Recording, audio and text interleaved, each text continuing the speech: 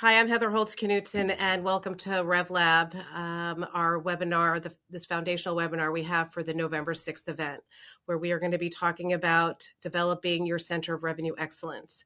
Today, we'll go through some introductions, why RevOps matter more than ever, the essential building blocks of RevOps.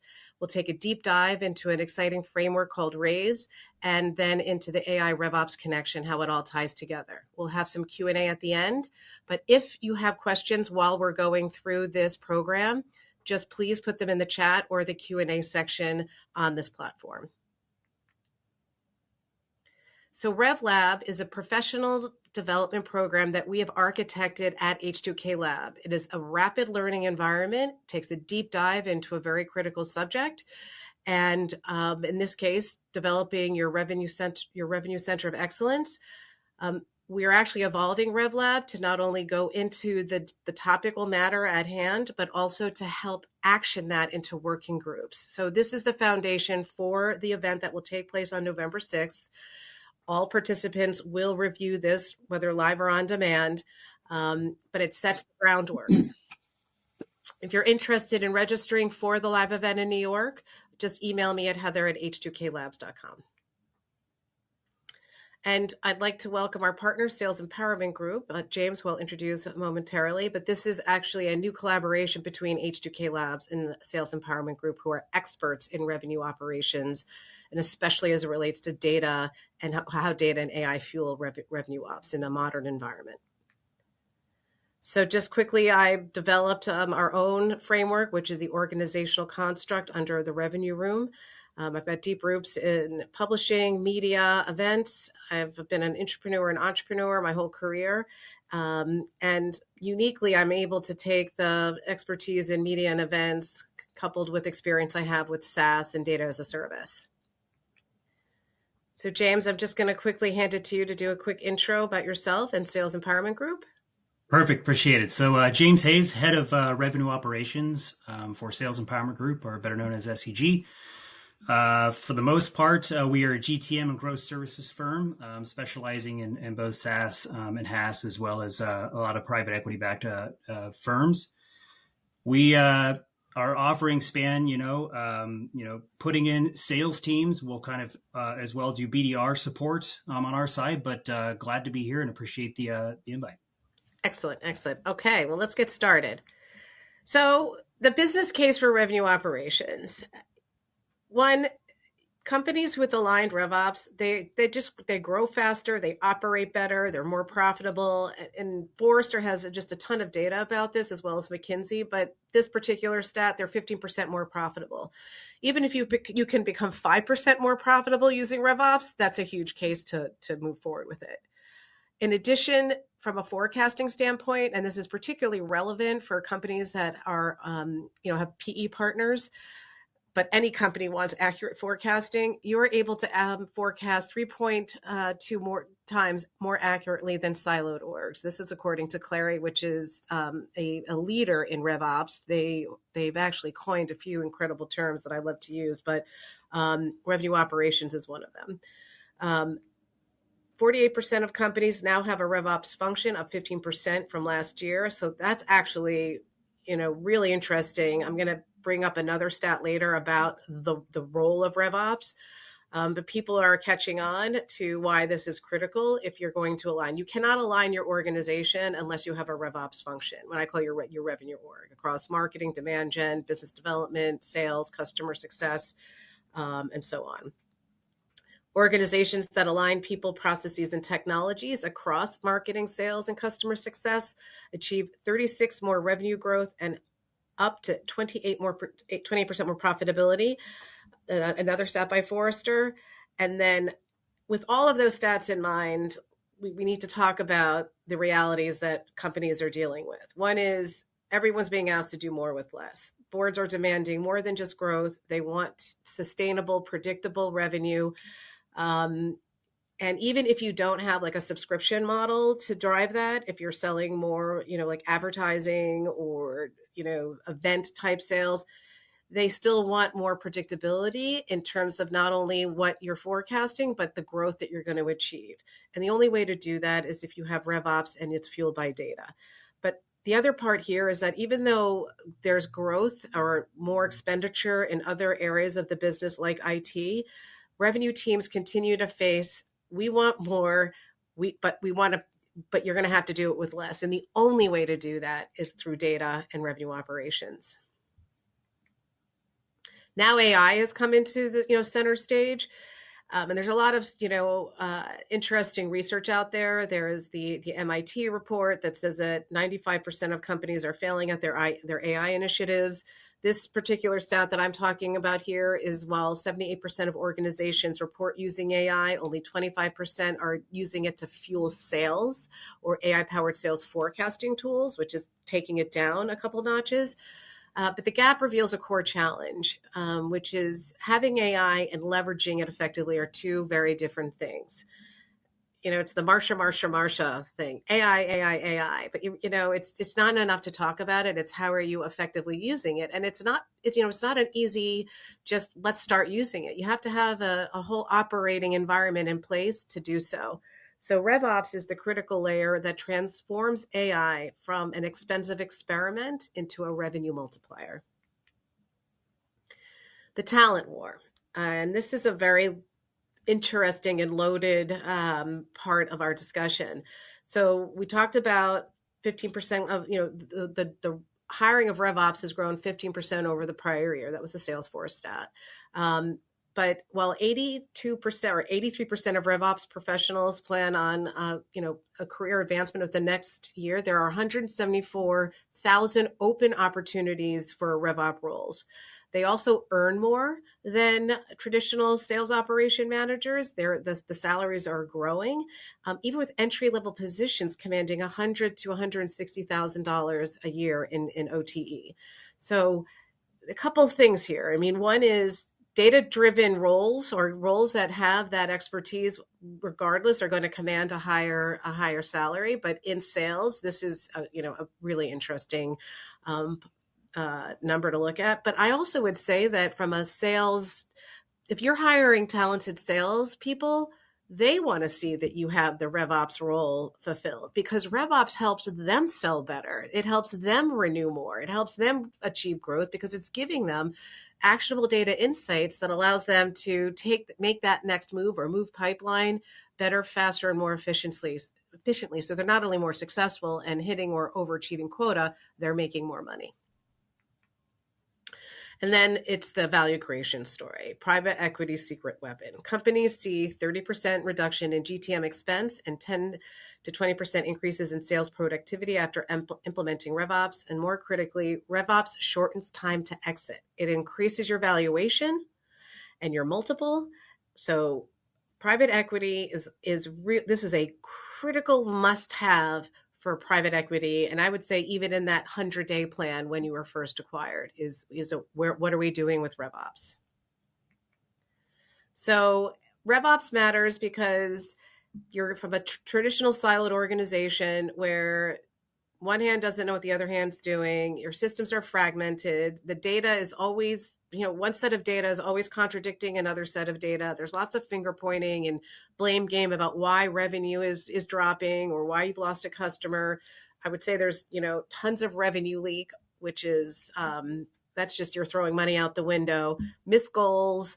It's not a cohesive, well-run, operationally efficient, profitable revenue environment. When you move to a RevOps strategy where you've got structure, data, processes, accountability, forecasting, single view of the customer, the right tool set, doesn't have to be a lot of tools. It needs to be the right tool set, and you're focused on results that are actually shared across all of these roles in the connected revenue organization.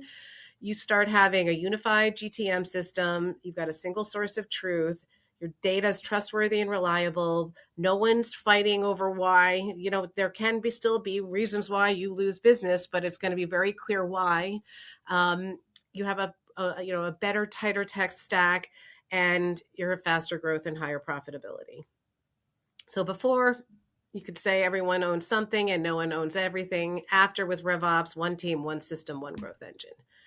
So RevOps connects all of the operational zones, right? You need to have sales operations, right? You have customer success operations, you have finance operations, you actually have data and business intelligence ops and marketing ops. But RevOps brings it all together so that you can actually have the better forecasting. You have feedback loops. You're not using a gazillion different types of tech. It's all unified, and that people can create processes that latch on to one another and that makes sense for the customer as well as the business as a whole to have the best optimal revenue, high growth outcomes possible. So again, it's not just about connecting the dots, it's drawing the entire blueprint. This is what we're going to be talking about on this webinar. I'm very excited for us to get into the RAISE framework and parabolic GTM methodology that James is going to talk about. So with that, again, if you're interested in registering for the November 6th program, please email me directly. Happy to talk you through it. And with that, I will stop sharing and hand it over to James. Appreciate it. Let me see if I can figure this out really quick. So we'll go here. Perfect. So when I think about artificial intelligence or AI, I mean, really what you're looking at is large language models, right? And it's everywhere. I mean, you can find it in refrigerators, coffee makers now. But the thing about it is before you talk about AI transformation in your business, we need to talk about the revenue foundation. Because without RevOps, as Heather said, clean data, aligned systems, predictable processes, you're not really AI ready. You're AI fragile. And, I challenge you, if you're thinking about AI implementing your system, just ask ChatGPT or some other large language model to choose a number between 1 and 10, and then put in the chat what it is. My bet is it's probably 7. And that'll tell you that it learns from all of these models and data figures and figured out that 7 was probably the most probable answer to that question.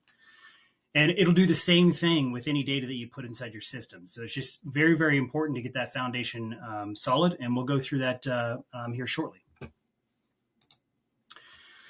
So what is revenue operations? So when I think about RevOps, as Heather was stating, it is sales operations, marketing operations, service operations. You have CS baked into that, and sometimes you have your systems and tools, including your CRM. So when I look at it, I think about revenue architecture. Define how your entrance and exit criteria to your stages, SLAs, consistent lead to path, sort of cash to path, reduce friction time and cycle time. Those things are essentially your revenue model to put in place to make sure that the architecture of how you're going to reach your number is there. Do you have a direct team? Do you have a BDR team selling through channel partners? Do you know key KPIs in there, which are, stage conversion rates and sales cycle time? Just understanding that for your revenue architecture. Data insights and forecasting, when I'm generally asked, what good is forecasting? We never get it right. It's hard to put together. Some insights that I put behind that is it's twofold. When you're doing forecasting, not only does it help you predict your number, but it also gets individuals at your organization talking about your number, understanding their deals, walking through those deals, and surfacing that information so that as an org, you're all aligned around your current pipeline and your current forecast. And that's what part of what RevOps can help do. And aligning that one source of truth. I don't know how many times I've been in organizations where I produce a report or somebody on the RevOps team produces a report, and you send that report out to a CFO or a CEO, and they come back and say that they found something different, right? And that's because generally they're using an ERP or Power BI or Tableau or something else, and you're using your CRM or some other information. So just basically having that stuff together, right? That's your forecast accuracy and your pipeline coverage. Next on the list is customer lifecycle and growth operations. What are your sales motions? Is it new? Is it expansion? Is it renewal? Do you have clean handoffs when you're walking through your sales process? Do you have CS playbooks? Do you have health scoring or proactive white space analysis that's going on? So are your CS team, or when they're reaching out and doing customer support, do they know what the customers need? And then are they passing those leads over to the sales team, or are they handling them themselves? Some other things for validating AI need is tech and system integration, right? This is a big one. I see a lot of tech bloat. I was at an organization that was roughly $100 million, and they had about $9 million in technology. And their usage rate of that technology was very, very low. And it's simply because no RevOps function meant that nobody was talking about the tech that they had or was utilizing. And that's an issue, right? The main thing you want is you want your tools to talk. So your CRM to your ERP, to your billing, to your CS, to your marketing platform, just making sure that all those have a bidirectional sync or at least a one direction sync so that individuals can get in there and see what's going on from system to system, right? You also need clear ownership of those systems down from the who purchased it, who's the administrator of it, right? And then who's going to be using it. So a lot of things that I like to put together in there is integrity dashboards to just tell me what is the usage rate of that platform, what are the fields and things that are being utilized across the organization, and just keeping track of that, right? So your data freshness, integration error rates, adoption, things to think about there. The fifth thing is performance and accountability. This is a big one. When you're running through role scorecards, comp and quota across your sales teams, your onboarding, your playbooks, your competitor sheets. A lot of the things that I anchor to on this is ramp time. How long does it take for a sales rep to ramp up, as well as a customer, honestly, to onboard? Quota attainment, win rate, velocity, right? That's your open ops times your ADS times your win rate. And those types of things and tracking them over time helps you plug in the right tech or the right people at those time frames to be able to enhance or make your company more efficient. When I think about performance or enablement, I think about, is the organization easy to sell for, and are they easy to buy from? And just looking at it from that sort of angle, helps out the RevOps function. And as we spoke about, without a solid RevOps foundation, you're not ready to truly leverage the power of AI. More likely, you're going to be AI fragile. AI follows the same path as garbage in, garbage out. And when you align these systems with a lot of garbage in your system, it's going to give you garbage or bloat in the information that comes out of that system. And so that's where here at SEG, we've created what we call the RAISE framework. And this is essentially to determine how ready your organization is for AI. AI, like I said, is baked in everything. So we look at it across, most systems that are in there. It includes ERPs, CRMs, enablement tools, cadence tools, enrichment tools, forecasting tools. All those things now have some sort of AI baked into them. And we just want to make sure that as an organization, you are prepared for those tools and are not spending, because some of those tools can be a large budget item for your company. All right, the first one is readiness. So on this portion, when we get into the NYC lab later on in November, we'll walk through a lot of these in great detail. But readiness is essentially about clarity. It's defining how your company actually creates and retains and expands revenue within the business. So it means having a validated go-to-market, a disciplined ICP or ideal customer profile, and a realistic plan of record. And the plan of record, if you haven't really heard of it, it is essentially aligning your GTM structure to the math. Does the math make sense? If somebody gives me $8 million as my bookings number, do I have the sales support or the reps to support it? Do I have the leads to support it, et cetera? And then what can I do to put those things together to go achieve that number? And that's one of the things we talk about during the lab event, which would be total addressable market and ICP. There's a difference between those two. Market research generally generates your TAM, and I think about your ICP as a target or sort of what you consider a bullseye.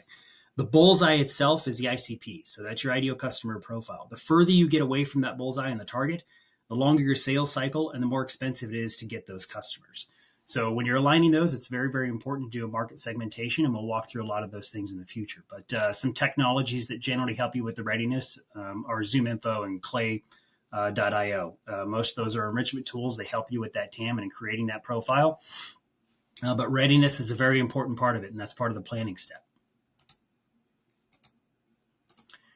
Alignment, as Heather was talking about, I believe somewhere around 2014, sales operations, marketing operations, and service operations kind of merged into what we now call revenue operations. I was part of a sales operations team for an organization that went IPO, and I remember that change that happened. A lot of that occurred, and I can remember we were completely disconnected from marketing ops. We didn't know what they were doing. They didn't know the technology that sales operations had. And, when eventually they brought RevOps together and kind of put that under one umbrella, it helped organize all those tech structures underneath the same team, which made a big impact. So now he had one person to go to, or one team to go to for all of those. And that is here. We're aligning sales, marketing, and customer success or customer service, right, around your ICP, your funnel stages and handoff, as well as, leads. What percentage of that is going to be coming from marketing? What percentage is direct? What percentage may be referred? Compensation and quotas, right? When I think about comp, it's not only about the sales reps, it's also about those who may be supporting the sales reps. So thinking about spiffs or bonuses and things of that nature. Getting everybody aligned around a singular source or a singular target and their job with achieving that target, it's very important. And the comp and stuff can help. And then the board executives and the GTM teams is one connected operating rhythm. That's easier said than done, I'll say. I've been to a lot of organizations to where the board and the executive teams and the management teams, they can be off course. A lot of it is, especially when private equity comes in, they have objectives. And it's your job as revenue operations to get them all aligned and making sure that they're all approaching or marching to the same tune is very, very important. Intelligence. This is where most of the AI stuff comes in. So when you're looking at your systems and your tech stack, systems will be here next. But intelligence transforms your data into the truth. So it's about visibility, accuracy, and predictability. A lot of the organizations that I work with on a regular basis, they have all the data in the world. They have all the information in the world. And the thing that they're generally lacking is taking that information and disseminating it in a way that creates some sort of actionable insights for the organization. That is generally the gap, but that's where a talented RevOps team can come in. Somebody who is looking at that on a regular basis. And this is where AI can help support some of those. But I will tell you, AI is prone to mistakes. It doesn't look at things through the exact same lens as you. The models that it was trained on may not understand some of the things that you put into it. So I think it's very important to keep that in mind as well when you're pulling in like Clary or Pendo, or HubSpot forecasting AI. Some of those things, it still requires a RevOps team to be in there. But being able to go through those and analyze behaviors and predict outcomes, it's very important, right? So, cohort analysis, lifetime value of a customer, your customer acquisition cost, white space visibility. The white space visibility you'll hear a few times in our labs. It's very important. That is one of those things that, after you book your first customer, you want to understand, are there any more products in that space that we can sell to? And then putting a motion in place to be able to assist with that selling. Pipeline coverage and quota attainment, obviously, those are very, very great things to track as well, and role-based scorecards. I was at an organization where role-based scorecards were actually put on TVs around the sales floor, and it created sort of a gamification of, achieving goals. And it was great. The environment was fantastic. And it was just nice to see all those things up there. Nobody wanted to be off that board. So those role-based scorecards are a big hit generally.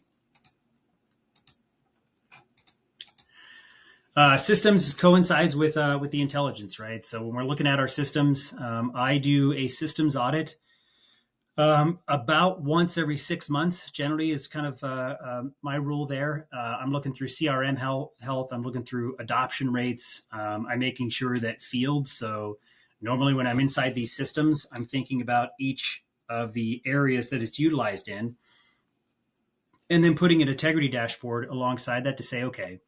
And I'll use a CRM as an example here.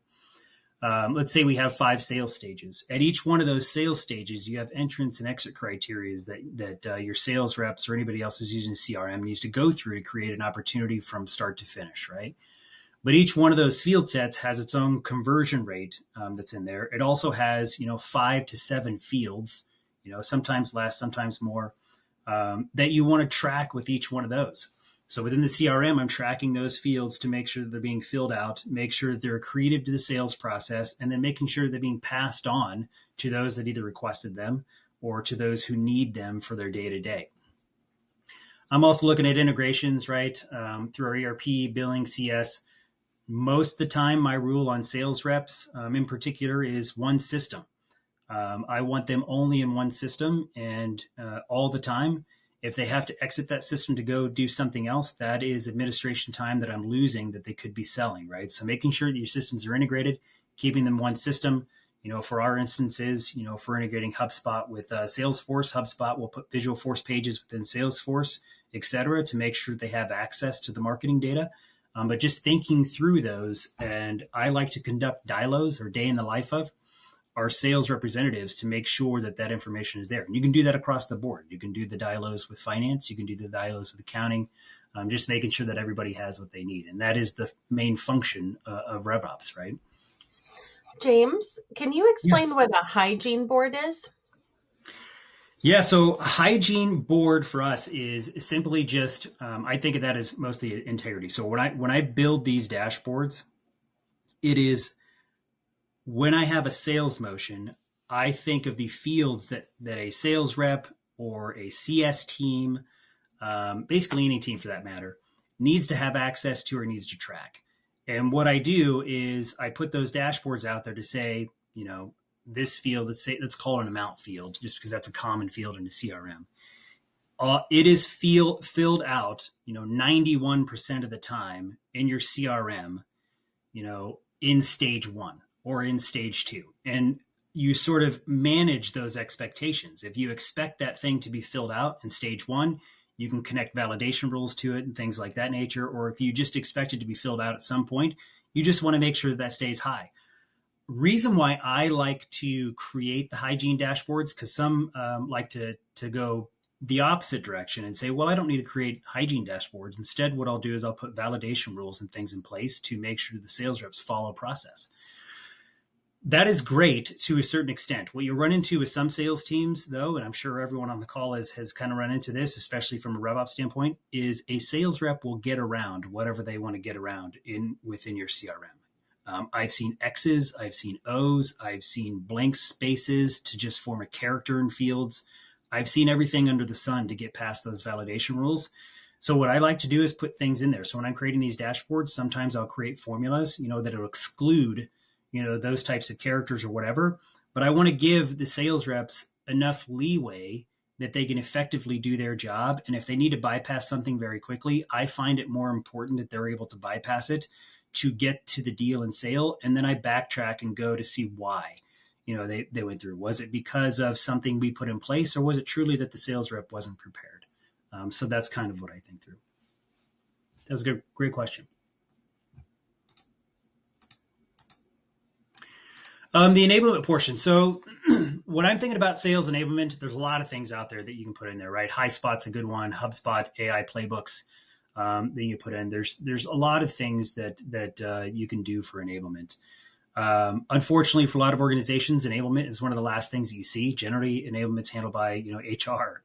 They'll onboard an employee and then they'll kind of sit with somebody else for a little bit, and then it kind of falls to the side. But the things that I think about is it's the gap between your strategy and your execution. This includes your onboarding, your playbooks, your compensation clarity, which is a very, very important one. I've seen, people quit because they didn't understand their comp. Continuous improvement through your systems and reinforcing, desired behaviors. The best ones that I see, they have these HighSpot or something else attached to their CRM that serves up content at the right stages. So as you're flipping through stages, it'll serve up content for marketing. It'll serve up playbooks. It'll serve up competitor sheets if it sees a competitor field filled out. Very important for RFPs, right? Generally with RFPs and things of that nature, you're in there before the RFP starts and you're laying landmines for your competitors. You're asking questions that your competitor cannot answer. And being able to give your reps the ability to understand what those are while they're in the sales process is very important.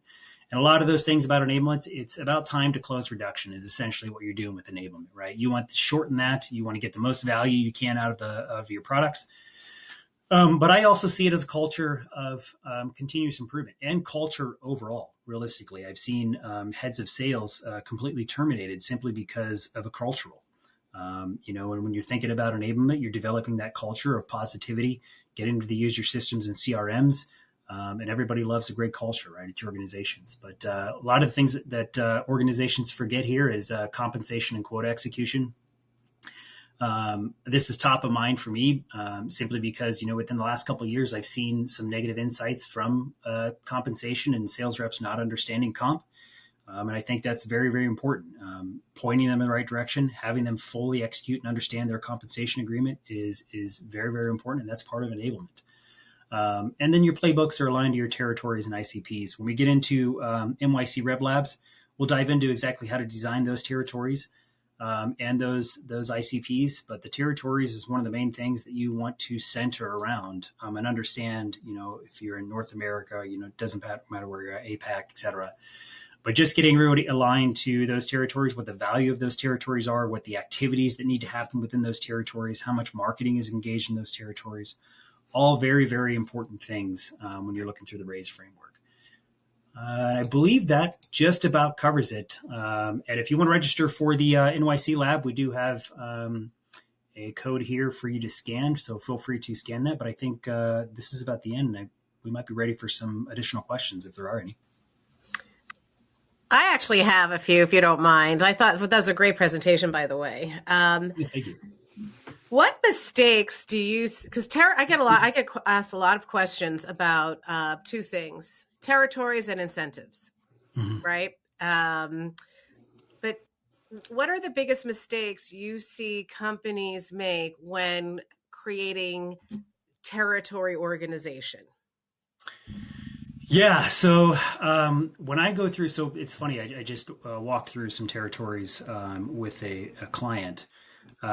Biggest mistakes that I normally see is bandwidth. So when they're creating, well, one, they don't create them at all. That's one of the biggest mistakes you can have. They just say free for all, here are the leads, here are those things, right? And you run into rules of engagement issues. And that just tells me you have no control over what comes in and what goes out of your organization. But the second part of that is, just understanding that territories can actually be too large. We had an organization that went through and created territories for their reps. They said that their TAM was about 40,000 accounts. And 40,000 is a large number. But like I said before, there's a difference between your TAM and your actual segmentation analysis or exercise. We found about 26,000 of those are serviceable. So 26,000 accounts over, not too many sales representatives. I think it came out to about 2,600 accounts per sales rep.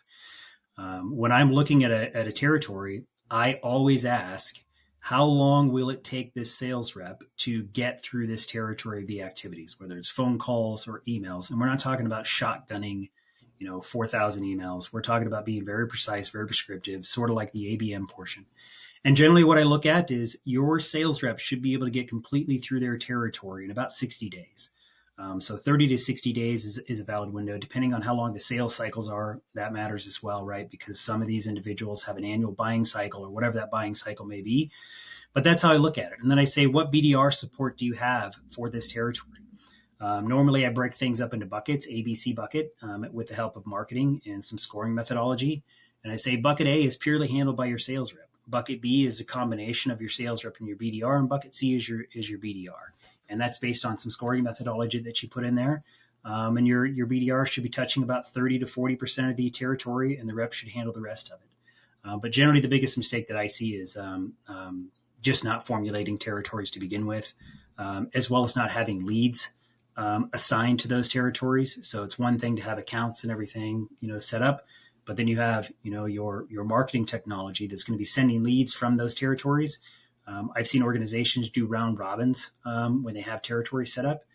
Sometimes that's okay, but most of the time it can be bad practice. As RevOps professionals, we're generally the ones that hear the banter in the background of how it's not fair and those things. So making sure to keep those things fair is also very important. So I would say with that, so like in the old days, like, oh, you're covering you're the West Coast rep, you're the East, you would give them geographic territories. So it sounds like, that's way too simple now. And because there's no way you would be able to geographically cover that in 30 to 60 days. So you have to take a combination of first of all, the company really needs to understand the account penetration geographically, I would imagine, if geography is going to play a role there. And then with that, subparse out by like, it would be named accounts.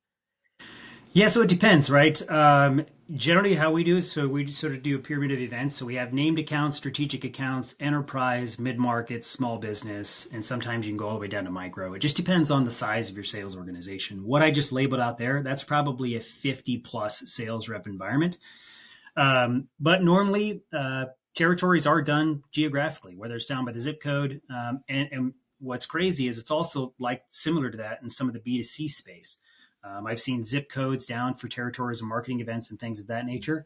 But when I'm thinking about how much of their territory they have covered, it is mostly from a technological standpoint, as in I've made phone calls, I've done some sort of touch on this account or these contacts or these leads, and I put together generally some sort of dashboard within their CRM that shows those contacts or leads that we have value, that we have labeled as important, whether it's through some scoring methodology or some selection, that they have not gone through or touched within the last 30 days. And all they do is they log in. I make it as simple as possible. They log in. Those dashboards are front and simple. They see their territories. They see the leads and accounts that they have not touched. Their job is to work through their A bucket and then their B bucket, and then hopefully their C bucket gets worked through their BDRs. Sometimes they'll get on meetings and calls with their BDRs to synchronize with them to understand, what's working in their territory, et cetera. But once they empty that out, let's say we're doing a DILO, we're about halfway through the day. Their next job is to research additional. So put together your account planning. Normally at the beginning of the year, we set up account plans or territory plans that say, hey, your number is $1 million. Our average deal size is $100,000. That means you need 10 deals.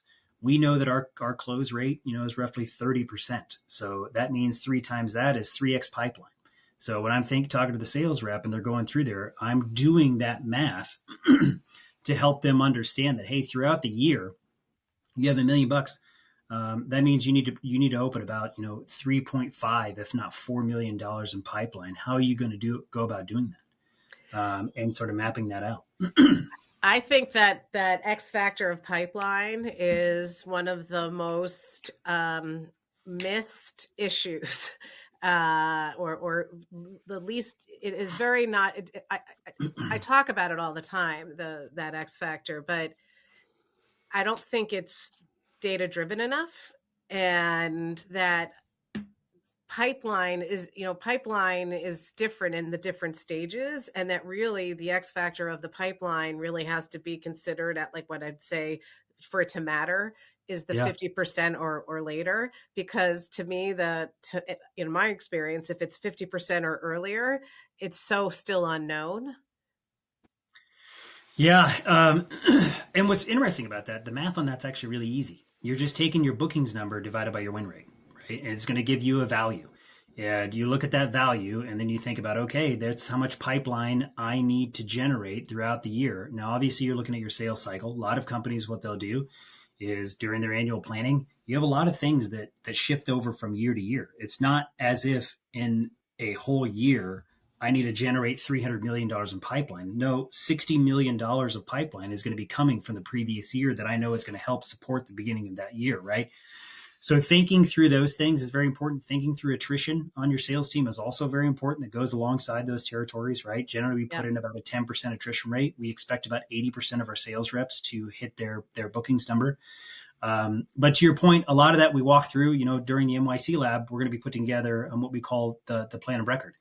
And that is part of that exercise of understanding your win rates, understanding your bookings number, and being able to back into those figures and then validate that math with the rest of the organization, because it's very important. And once everyone's aligned around it, you just keep track of that, right? Every quarter, you can have your QBRs or whatever you want. You'll bring out that plan of record and say, are we tracking? We said right now we would have, $4 million in revenue. What did it take for us to open that or to get that 4 million? And then you go through sort of that exercise as well. A lot of this 4 million was from what we call a whale, $1 million deal that came in, gave so just dissecting it piece by piece, and then, getting everyone on board, and making sure that everyone's aligned to how you're going to go get the next 4 million. Right. Well, yeah, and I love the fact that you brought in one, the salesperson attrition, but I think there's also another thing that has when someone, I don't know if there's a verb, leaves. You actually have to then account for not just the departure and how you're going to just recoup whatever you can by reassigning temporarily, but then the time to go actually then hire and then ramp. So Right. for that there's like three factors there. Yeah. It's a great point. Ramp time varies between, I've heard 3 months, I've heard 18 months on some government roles. But generally what I do is I break things up into sections. So, I mean, that's a good leeway to another point to this conversation is I break my sales reps up into tenured. So into tenures. So, I'll say, and then how much revenue each one of those tiers produces. So you have tenured, who is above 2 years with the organization. And this obviously depends on your sales cycle. You have what I just call a sales rep, or that'd be your mid tier. And then you have, ramping, which is, anything before you ramp. And what I have found generally when I create that, about 70% of your bookings your bookings come from your tenured sales reps. And so that's very important when you're thinking about it. It's okay to lose a new sales rep who maybe wasn't getting traction, but it is very, very painful to lose a tenured sales rep. So, yeah, I think people, especially in today, it's a very, very difficult decision to make. And especially in the industries we work in, which are a lot of legacy industries, it's very easy to say, well, that person's been here for 20 years and has a book, but they're not picking up the tech or whatever it may be. You can't just look at it like that, right? It's not so easy to replicate those relationships, but and also the process they built. But I have a question about customer success. Like this is a lot of this is on the new business side, but renewal, obviously the most profitable revenue is when you renew, grow, and expand. How do you look at data in terms of and assess for a business say, okay, I believe that our sales reps should be both hunters and growers, i.e. they're hunting for new business. And then we also want them responsible for the renewal, the expansion. They own the life cycle versus companies that say, we want new business generators here.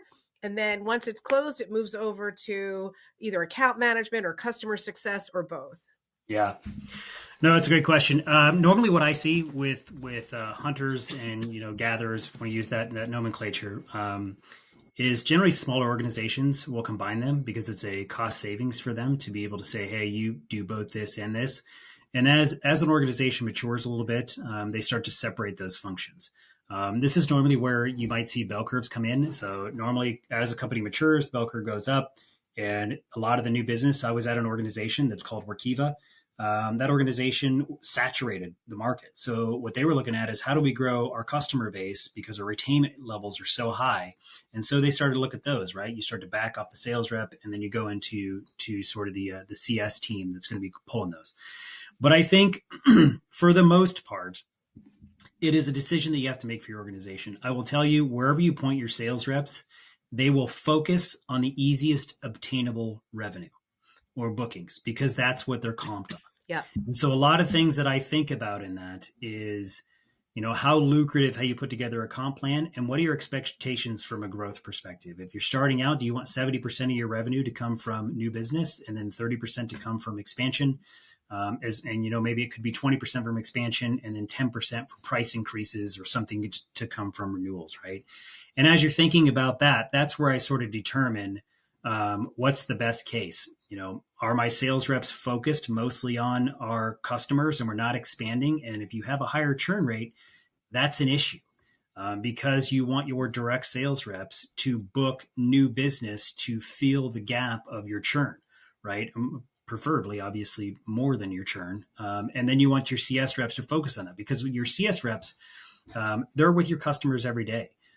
Some people like to split those out, but generally what I see is you have a CS team that supports the customer, and then they'll send over leads and such to their new sales reps, right? Which is kind of a combination. It means that the sales reps aren't really primarily focused on it, but they will go in and they will sell it at a reduced commission rate if it's referred over to them.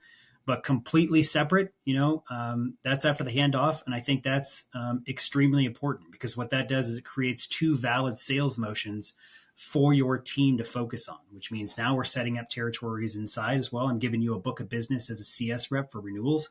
A lot of the things that I like to track there is I've given you $1 million in revenue for the organization. We're going to attach, your retention rate to that. How much of this $1 million is left at the end of the year? And then how much of that $1 million have you expanded, right? So you're looking at your sort of net retention rate. So keeping those things in mind when you're going to it, I think for the most part, you see smaller organizations, have them merged together. But as you mature, it's definitely more beneficial to have them separated because of the focus. And like I said, your sales reps will gamify the system, and they'll work towards the easiest sort of portion they can get paid on, which is great. It's what you want them to do, but you want to be able to direct that focus. Mm-hmm. Yeah, that's a really, I always get troubled by the separation, because because I always put the client in the middle, like the center, and it's like, well, what is it from a client perspective? But I totally get what you're saying in terms of efficiency. And if actually just the new business close is that one act, that one conversion, but then they're put in good hands for all of the growth, the nurturing, the expansion. I weirdly enough was at a SaaS company once, where they actually had customer success reporting into the product team, like completely out of the revenue team. And I used to say, okay, it's fine that they're the ones handling the retention and the expansion, but at the very least, put them in the revenue room. It's an interesting concept. I mean, RevOps can report to a CFO, to CRO, to CEO, is normally what I see. But your CS team, it's very important to have them aligned as well, to your customer base. And like you said, I think you had them. I think I've seen that graphic where you have them sort of surrounded by the CS team. Some customers don't like to be sold to, right? So having those things separated can also be important. So you have a customer support team, and then you actually have a customer sales team, or what we call maybe account managers. But Okay, so we have got 10 minutes left. I don't know if there's more questions from the audience. I have one more that I think is really important to set the stage for November 6th, because what you described in your presentation is a luxury to so many companies, to have a single source of truth, one system for sales, one database. Like many of the companies that we work with are dealing with legacy systems. They've been built by acquisition, especially the private equity owned ones. What is your if you were to have a client come to you and say, okay, we were just acquired by private equity, we've got 3 CRM systems, we're utilizing 4 marketing automation, 1 for events, 1 for over here, like how do you help them figure that, like consolidating everything into a single source of, let's say, revenue truth? So been through that a lot. Private equity has come in, a recent organization. We bought 3 companies, merged them all together. And, that has a lot of synergy things that come along with it. A lot of that is, with revenue operations, we look at the tools to see basically which one's going to work for the most part for all the organizations that we put together. And that CRM is very important. So normally when I'm looking at a CRM, you're obviously keeping track of the maturity of the business, because some of those CRMs can get expensive. But I'm usually thinking about HubSpot and Salesforce, simply because their integrations with other technologies is great. It's on par. So that's a lot of the things that we learned with it. When I say, hey, our sales reps, a lot of them, they may not understand a Pipedrive or a Zoho. And I'm thinking about efficiency. And a lot of them will say, I've asked these questions, I'm in there, a lot of survey questions. What are you familiar with? Are you familiar with HubSpot? Are you familiar with Salesforce? And so a lot of those things, just understanding where the sales rep is comfortable with, or the entire org is comfortable with, you'll start to lean towards that technology. But for the most part, it's just adoption rates and utilization. If I see that company A, company B, and company B has the most users and the most adoption and the most data set in there, generally I go back 3 years, we'll say, well, this is probably going to be our primary CRM. And then we start talking about how we're going to migrate and merge those things over. But like you said, It can be a luxury item. A lot of the things that I put forward are very, very simple. The integrity dashboards, for instance, that is one of the easiest things an individual can put together to make sure that their data is halfway clean, regardless of the CRM that you're utilizing, whether it's Dynamics, HubSpot, Salesforce, Zoho, Sugar CRM, all those will allow you to do this. You put together these dashboards just to get the health, right? And understand it's like, well, we've said we need the contract or current competitor contract end date. It's a good example of one on all of the accounts in our territory right now. And that's because what that does is it tells us when their current competitor contract ends, so we can approach them, 3 months before that or whatever, and, do some targeting for marketing. But only 20% of those are filled out in our CRM. Well, why is that? Is it because you don't have an enrichment software to get that for you? Is it because your BDR team isn't doing the right research to go through and get it? Is it because of, laziness? Could be as well. But being able to see those and pull those out to the forefront, because in my opinion, those are the things that you need to win. You do not win when you're not invited to any of the parties, right? So being able to understand those things is just very important. I think the integrity dashboard on my end, we build that for just about every one of our clients. And it's generally a game changer. They get to see those things out front, provides clarity for the organization and focus. That's actually amazing. I'd love that, knowing when the contract of your competitor is going to run out so that your team can prep and start laying the groundwork 3 to, even sometimes like six months out, starting building the relationships, et cetera, so that there's a possibility of not only being invited to the party, but really gaining a deep understanding about what's working, what's not.